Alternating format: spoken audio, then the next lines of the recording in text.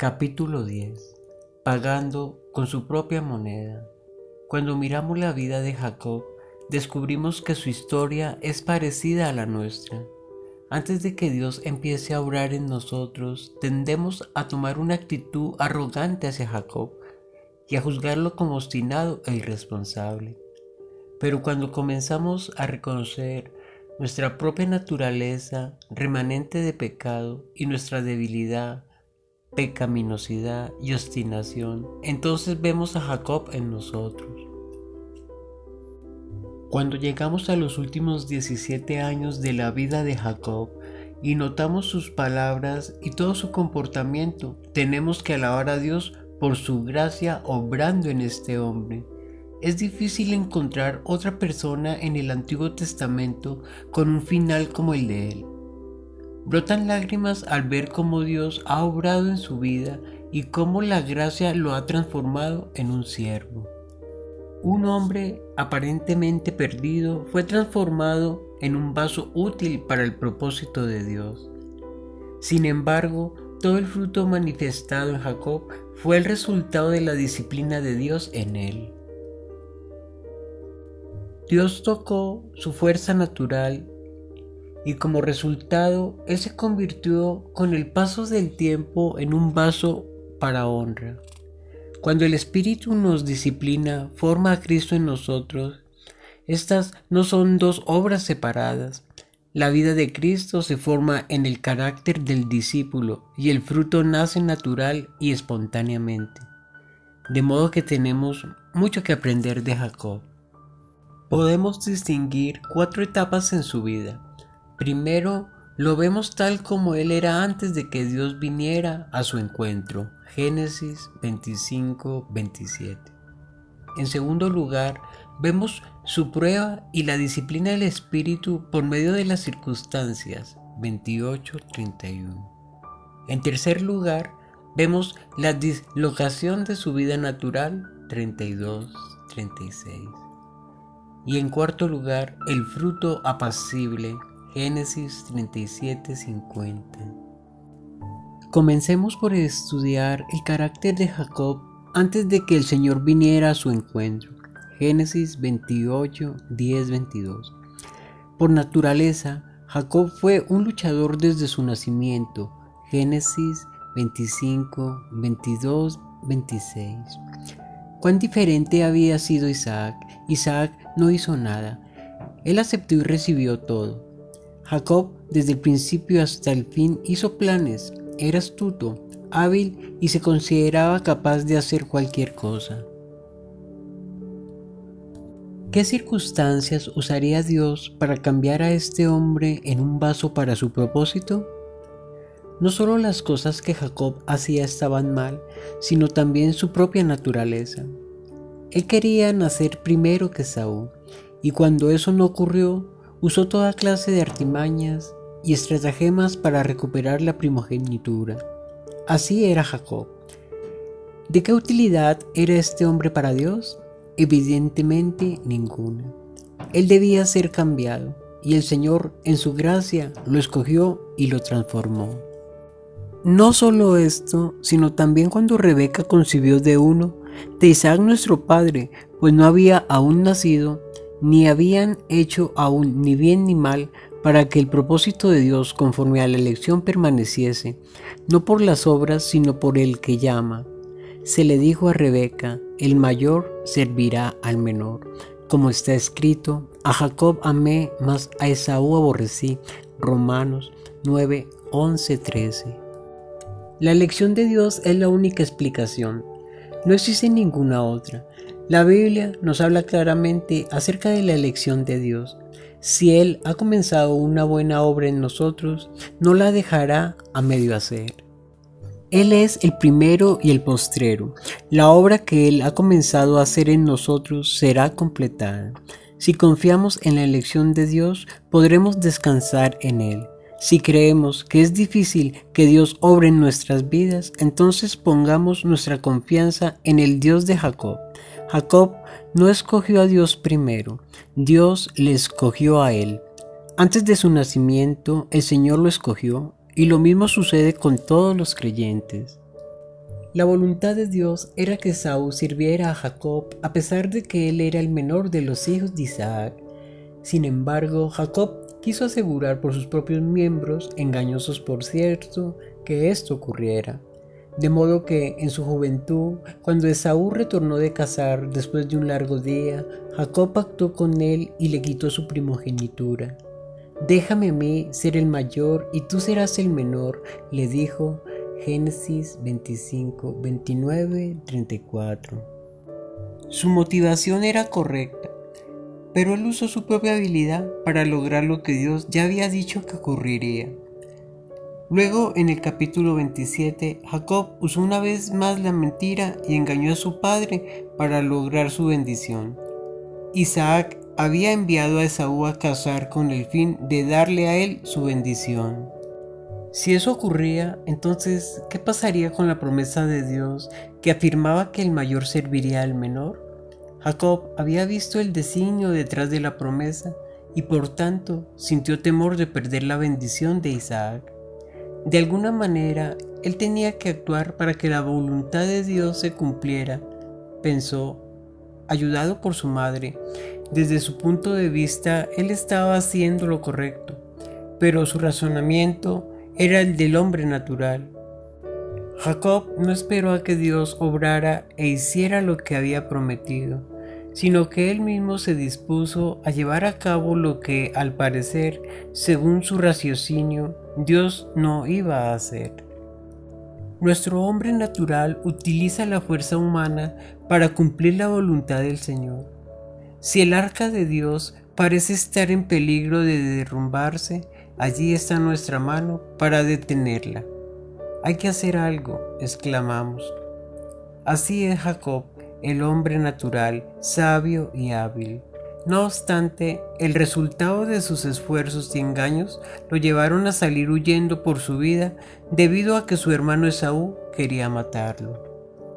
No solo el pecado del hombre lo hace incapaz de hacer la voluntad de Dios, también lo mejor del hombre es igualmente impotente. No importa cuán buenas sean las intenciones del corazón, si el hombre usó su fuerza natural para cumplirlas, el resultado será el fracaso. Jacob no había aprendido a conocer y esperar calladamente en Dios, quien dice claramente en su palabra: «Lo que hago yo, ¿quién lo estorbará?». Isaías 43:13. Dios le había escogido, Dios quería que él lo conociera, pero Jacob no se conocía ni siquiera a sí mismo. Él no pudo gozar de la bendición que logró por medio del engaño. Todo lo que recibió fue la disciplina de Dios. Los sabios, en su propia opinión, reciben mucha disciplina. Por medio de la disciplina, Dios le dio la bendición que él procuró obtener usando el engaño. Ya en Betel, antes de que hubiera dejado la tierra, la disciplina de Dios había comenzado en su vida. Génesis 28, 10, 22. Allí Dios le habló en un sueño y le dijo: «Yo soy el Señor, el Dios de tu padre Abraham y el Dios de Isaac. La tierra en la que estás acostado te la daré a ti y a tu descendencia. También tu descendencia será como el polvo de la tierra, y te extenderás hacia el occidente y hacia el oriente, hacia el norte y hacia el sur. Y a ti, en tu simiente, serán benditas todas las familias de la tierra». Génesis 28, 13, 14. No nos sorprendería que Dios dijera estas palabras al final de la vida de Jacob, pero aquí están al comienzo. El Señor le presenta toda su bendición cuando Jacob aún era el hombre natural, astuto, ingenioso en su propia opinión. ¿Cómo es posible esto? Pues bien, Dios mismo ya sabía lo que él iba a hacer en la vida de este hombre. Él sabía que Jacob no se escaparía de sus manos y llegaría a ver un vaso de honra. «Yo te la daré», dijo Dios. No había nada que Jacob tuviera que hacer. Qué maravilloso es saber que el Señor es un Dios que nos da confianza. Él sabe que puede llevar a cabo sus propios planes. El fin estaba asegurado. Los planes de Dios siempre lo están. La esperanza de Dios está en sí mismo, nunca en nosotros. Oh, si pudiéramos aprender cuán invencible es Dios. En Betel también debemos notar que a pesar de la condición espiritual de Jacob, Dios no tiene ninguna palabra de reproche para él. Nosotros sin duda la hubiéramos tenido. Sin embargo, el Señor no menciona lo que ocurrió. Él con el tiempo le enseñaría cómo se debían hacer las cosas, y las consecuencias de su pecado serían claves en ese proceso.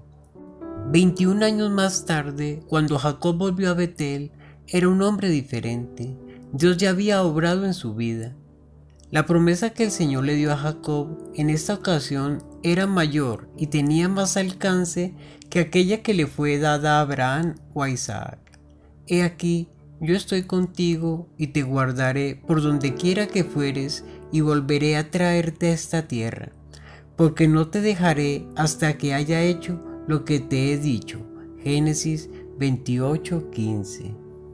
Alabado sea Dios por esta promesa adicional dada a Jacob. Esta era incondicional. Dios tenía un plan con él y lo iba a cumplir. Él no podía ser detenido a mitad de camino. Desde Betel en adelante, Jacob entró en la disciplina de Dios y 20 años de disciplina obraron un cambio en él. Pero al comienzo de su viaje, él no comprendía bien el significado de la promesa. La revelación que Jacob tuvo en un sueño no lo había cambiado aún. Cuando observamos una situación como esta, solo podemos exclamar: Señor, tu obra es en verdad perfecta, pero cuán pobre es el material con el cual tienes que trabajar. En Génesis 28, 16, 17, leemos que cuando Jacob despertó estaba lleno de temor debido al sueño que había tenido. Él llamó a ese lugar Casa de Dios y Puerta del Cielo. Él tuvo miedo del Señor. No hay duda de que la casa de Dios es en verdad un lugar temible para aquellos en quienes no ha sido tratada la naturaleza pecaminosa. La casa de Dios se caracteriza por el poder, el orden, la santidad y la justicia de aquel que la habita. De manera que temer es una reacción correcta. Después Jacob le dijo al Señor: si Dios está conmigo y me guarda en este viaje que realizo, si me da pan para comer y vestido para vestir, y yo vuelvo a paz a la casa de mi padre, el Señor será mi Dios. Génesis 28, 20, 21. Qué gran contraste existe entre las palabras de Dios a Jacob y las palabras de él a Dios. Jacob dice: si tú me das, entonces. Aquí vemos cuáles son los deseos de Jacob, es decir, alimento y vestido. Él no entendía cuál era el propósito de Dios. Sin embargo, la disciplina del Espíritu le haría comprender las cosas en medio de la dificultad. En el versículo 22, Jacob agrega: y de todo lo que me dieres, el diezmo apartaré para ti. Así es Jacob. Si él recibía todo lo que pedía, entonces daría a Dios el diezmo, tal como si estuviese haciendo un contrato comercial con Dios. Sin embargo, esto era Betel, el rostro de Dios, y aunque Jacob no entendía bien la voluntad del Señor para él, desde este momento Dios sería para él el Dios de Betel. Después Jacob llegó a Harán, y en Génesis 29, 9-11 leemos que Raquel fue la primera de sus parientes en encontrarle. Aquí una vez más vemos la disciplina de Dios actuando, ya que lo primero que hizo Jacob al verla fue llorar. Ella despertó en él memorias de su pasado y de todo el camino que había andado. Antes de que él dejara su casa, era un hombre duro, insensible y sabía cómo detener lágrimas. Aquellos que no ven salida a su situación son los que lloran. El camino de Jacob le había llevado de la riqueza a la pobreza. Dios había tocado una vez más y le estaba demostrando su disciplina. Por un mes entero, Jacob fue huésped en la casa de sus parientes. Génesis 29:14. Después de eso, Labán le dijo: «Por ser tú mi hermano, ¿me servirás de balde? Dime cuál será tu salario». Verso 15. Sin embargo, en el verso 14 no contiene sugerencia alguna que nos permita pensar que Jacob estaba sirviendo a Labán, de manera que su tío le estaba anunciando un cambio de su relación. El hecho es que tanto Labán como Jacob tenían mentes comerciales. El hombre natural y el hombre del mundo están de acuerdo en esto. En Jacob había muchas cosas que pulir y Labán fue un instrumento de Dios para ese propósito. Hay bastante fricción cuando dos personas iguales se encuentran y conviven. Primero Labán se había referido a él como hueso mío y carne mía. Después dijo: «Trabaja y yo te pagaré». Era una forma cortés de decir: «No puedes vivir aquí de balde». En su propia casa Jacob había sido el hijo. Todo era suyo. Ahora Jacob era un sirviente, un pastor de ovejas, y su tío era un jefe exigente. Una vez más, la disciplina de Dios estaba obrando. Pero aún vendría más. Jacob sirvió a Labán 7 años por la mano de su hija Raquel, su primer amor. Y luego Labán lo engañó dándole a Lea en su lugar. Siempre es amargo cuando nos pagan con nuestra propia moneda. De modo que Jacob sirvió otros 7 años, 14 en total, por las 2 hijas de Labán. Él cuidaba las ovejas y Labán cambió su salario 10 veces. De esa forma Jacob pasó por el fuego de la disciplina. Él fue probado, pero la mano de Dios siempre estuvo sobre él debido a que el Señor le había prometido llevarlo de vuelta a su casa. Labán podía planear y maquinar tanto como Jacob, incluso al punto de que Jacob tuvo dificultad en ganarle. No obstante, al final lo venció. Pensó cuidadosa y largamente cómo incrementar su hacienda y enriquecerse a costa de su tío. Y al maquinar de esta forma demostró que su carácter no había cambiado. Sin embargo, Jacob reconoció la mano de Dios en su vida. Aunque a través de los años él no había mencionado el nombre de Dios, finalmente, con el nacimiento de José, pensó en su casa y procuró volver. Génesis 30:25. Pero en ese momento no podía hacerlo. Él estaba obligado a permanecer con Labán por 20 largos años. Dios siempre hace lo correcto. Las circunstancias son ordenadas por Él para nuestro bien. Son calculadas para minar y debilitar los puntos especialmente fuertes de nuestro carácter pecaminoso. Quizás en nuestras vidas Dios no use 20 años para formarnos. Tal vez use más tiempo. Sin embargo, Él sabe lo que está haciendo. Vemos esto claramente al final de la vida de Jacob. Él antes había inspirado poco afecto en otros, pues todos tenían que servir sus fines. Pero al final llegó a ser amable y cordial, en lo cual vosotros os alegráis, aunque ahora por un poco de tiempo, si es necesario, tengáis que ser afligidos en diversas pruebas, para que sometida a prueba vuestra fe, mucho más preciosa que el oro, el cual, aunque perecedero, se prueba con fuego, sea hallada en alabanza, gloria y honra cuando se ha manifestado Jesucristo. Primera de Pedro 1:6-7. No hay nada accidental en la vida del creyente, porque Dios controla todo lo que nos ocurre. No nos gusta la disciplina, pero su propósito es hacernos partícipes de la santidad del Señor. Amén.